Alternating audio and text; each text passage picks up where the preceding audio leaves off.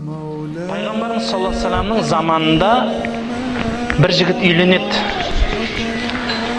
Әтір сеуіп келеді пайғамбардың алдына. Сосын пайғамбарымыз тойдан келдің ба, үйлендің ба десе, иә дейді. Қайдан, не қылды, қайдан үйлендің дегенде, осы мәдиналық бір әйелді алдым дейді. Өз бойдақ жігіт болады. Сонда пайғамбарымыз айтады: қыз баланы алмадың ба, екеуің бірге ойнап күліп әзілдерің жарасатын еді ғой дейді.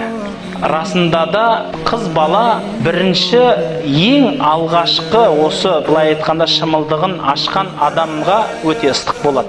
Сол үшін расында да дұрыс болады біздің салт дәстүрімізде босаға аттамағанға үйленген дұрыс болады. Дұрысырағы. Енді бірақ әр нәрсенің өзінің орны бар. Егер шынымен қыз бала өте мықты болса, кім қателеспейді? Ойнақтаған тайлақ от басады дейді. Кімнің басына не түспейді?